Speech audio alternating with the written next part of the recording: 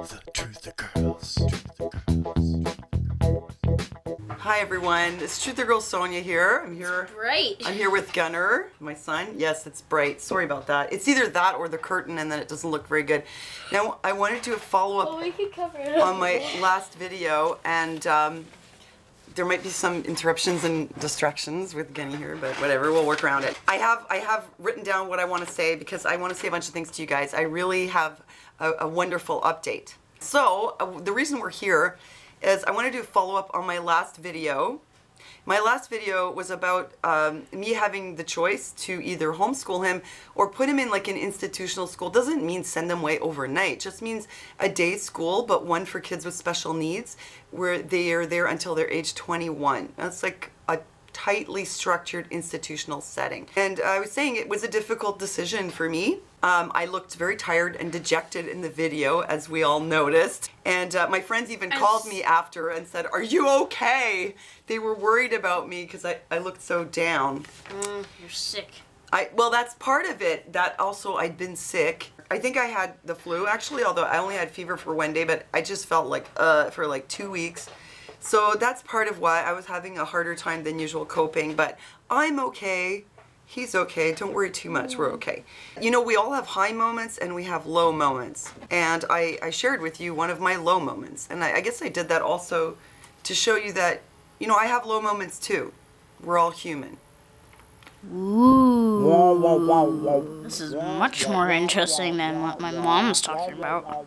Ooh, it vibrates.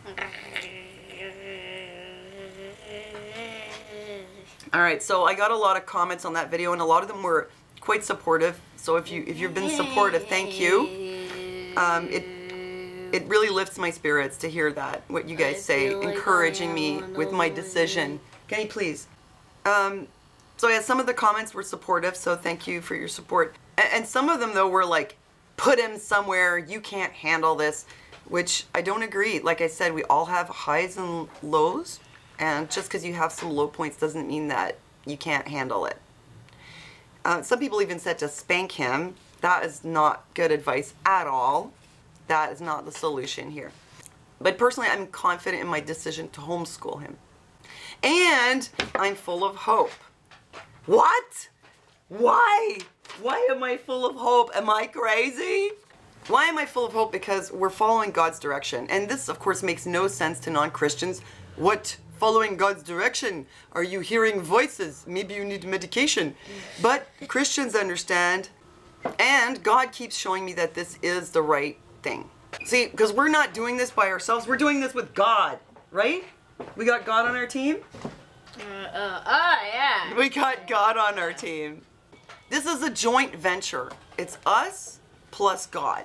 It's us plus Jesus, right? It's us plus the Holy Spirit. We're doing this together. God is with us every step of the way. Oh, look, I lost Gunnar. Okay, so what I wanted to say, thank you for your prayers because they're being answered. I want to tell you about something great that happened. So what happened was what I guess you could call a breakthrough or just, you know, a high on the road, but just to say the highs are there. Today his tutor came over and usually they have like 2 or 3 hours and very, very little gets done. But today, see, last week Gunnar had read a book all by himself. He read, where is it? Where's your book?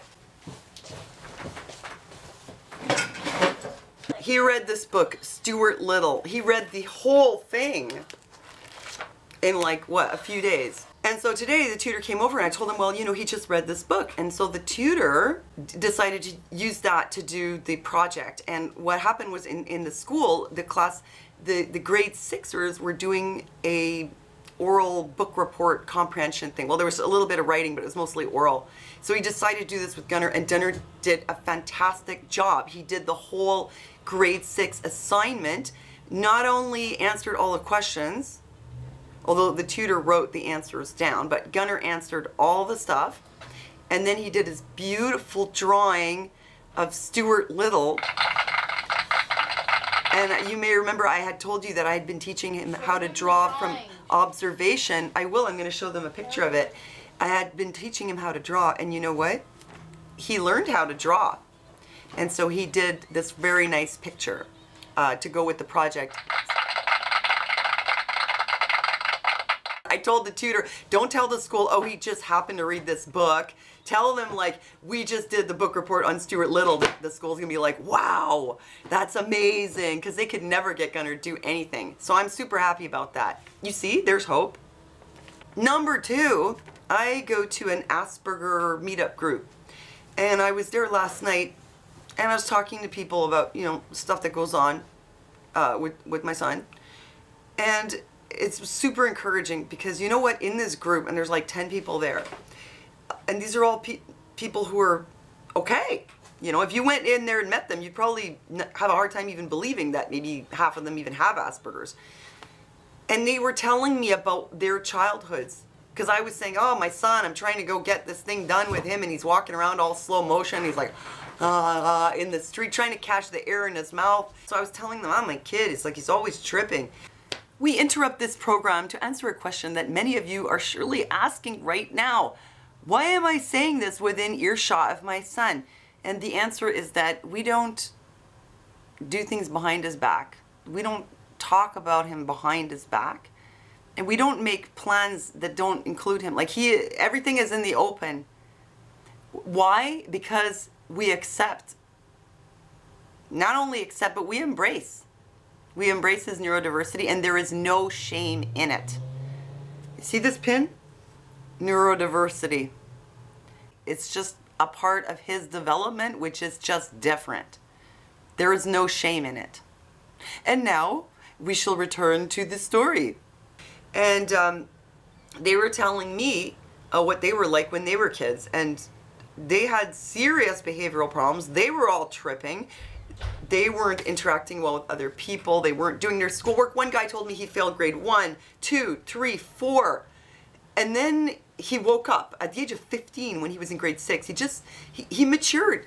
That maturation happens. It's just, there's a bit of a delay. That doesn't mean it's not happening. It's just slower. So at the age of 15, suddenly this maturation kicked in. He kind of woke up, and then he started to really work on his behavior and all these issues.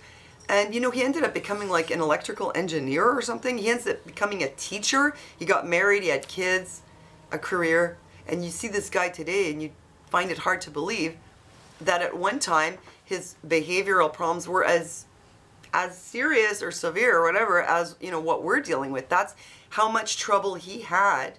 And look at him now.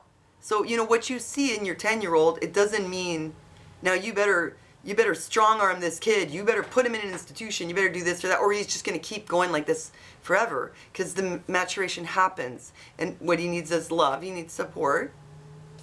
But a lot of it, I believe, is going to get better.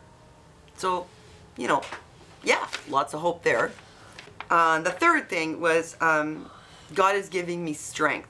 I do have my low points, but everything I'm doing, everything that's going on is under God's guidance. He's with me every step of the way. He's with us every step of the way. We're not doing this alone.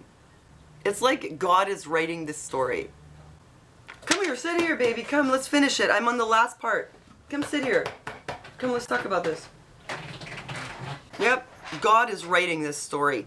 Gunnar's back here because I want to talk about this with him here because he knows about this too. God has a plan for our lives. Like you've all heard this before, right? That includes everyone. And our job is to listen. To listen for his direction and to obey. Not to obey the world or popular opinion, but to obey God. And you know what happens if we listen to God and follow his direction? Then we allow his plan for us to unfold. As Carla Kaler once put it, God is doing something good. And I want to thank Carla again actually for her book, A Pair of Miracles, which I highly recommend to all Christian parents of children with ASD. It's a very good, very encouraging book. For us, as we're on this road, we're not just doing this under the guidance of therapists or, you know, your friend who has a kid with ASD or your neighbor or your aunts and uncles. We're doing this under the guidance of God himself. So I just want to say that thank you for your support and encouragement. And those of you who are having difficulties, I just want to encourage you also. And he's like super distracting me right now because he's messing with my sewing machine, but we want to show you one more thing. Gunnar, go get your Easter basket. We had the most amazing happy Easter, and Gunnar got this nice Easter basket, And there's the chocolate that was in it. And show them what else you got. Turn around so they can see it. Oh, well, I'll hold it up for you.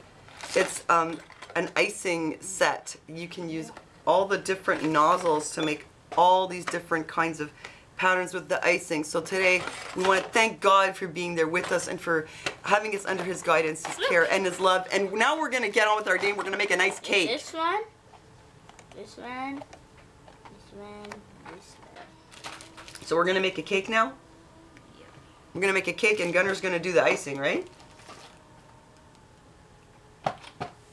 Trust me, he's going to do the icing. What kind of pattern are you going to use?